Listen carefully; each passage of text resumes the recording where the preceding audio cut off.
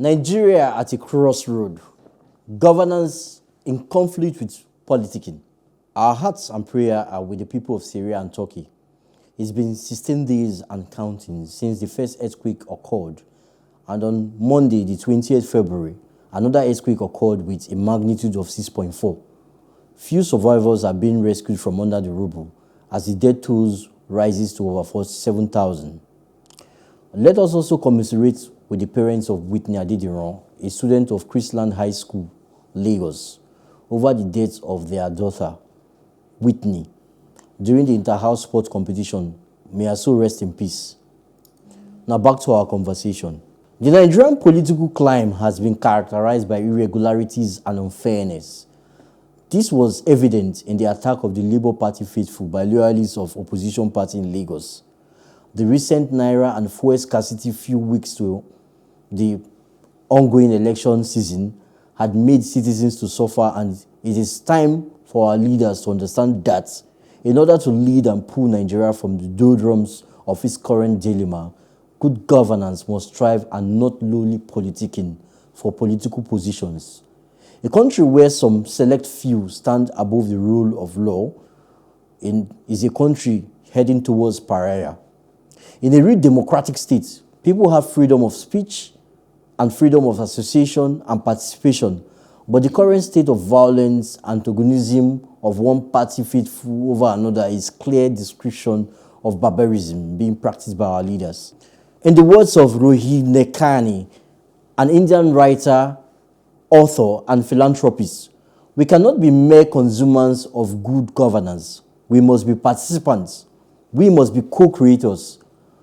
This portrays the fact that we as the citizens should be responsible and intentional about choosing our political leaders through participating in elections. Our PVCs are the tools to effect the change we need, and holding our political leaders accountable by constantly lending our voices in demanding a better Nigeria.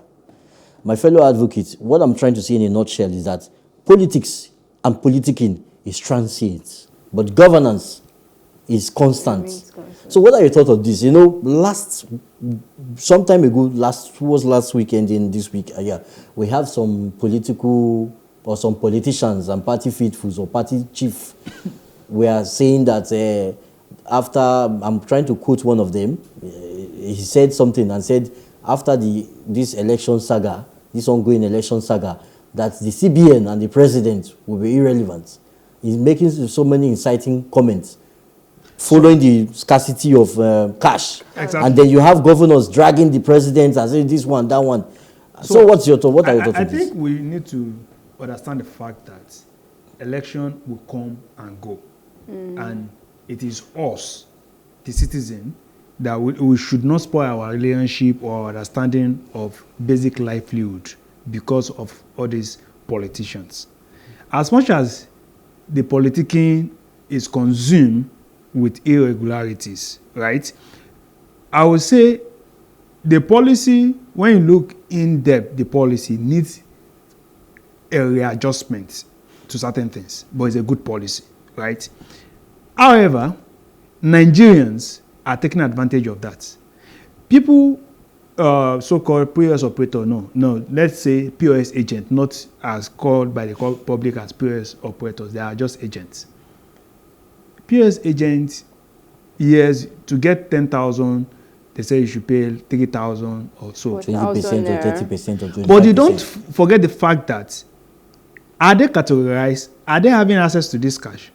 It is the fellow Nigerians, traders, marketers, filling stations and stuff like that are selling this money to them. So it's a vicious cycle. Exactly. Yeah. So what we are saying is, not even the politicians, even we as Nigerians, we are a problem.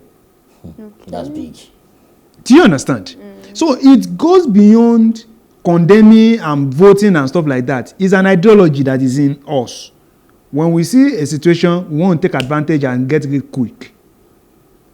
And if the POS agents are not, even the okay, let me give you another example. That is a CBN cash swap program. Says you should take 10,000 naira per individual and bring your old note. Don't charge anything.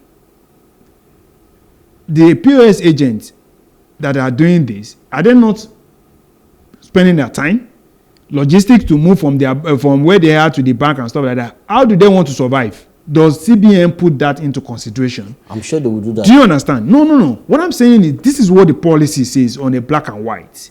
Now, the CBN now come back when some people who don't have privilege, and mind you, we have close to 1.4 million agents. Yeah. Only 30,000 agents were selected from 1.4. Wow. So what are we saying? To serve the entire Nigeria for cash swap, which is not really explicit, right?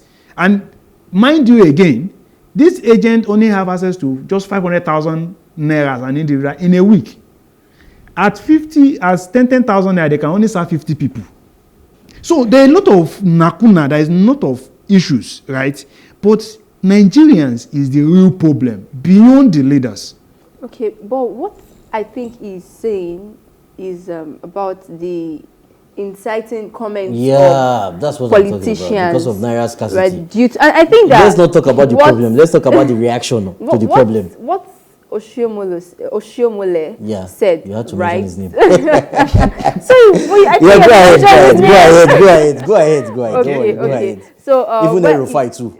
So go ahead. Okay, where he talked about the fact that the president and then the CBN would not matter after the election. I mean, I think that's very, very disrespectful. Very disrespectful to the office of the president and the institution, not the individual. Yeah, definitely. Because we are supposed to build strong institutions, not strong men. Definitely. But let's talk about electoral violence.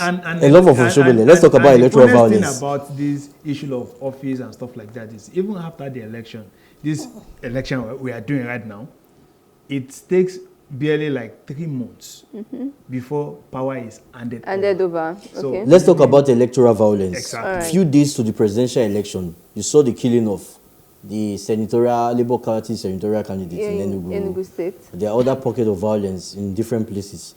Do you think it's a process to thwart the process? Do you think the ongoing electoral process? So what are your thoughts on this?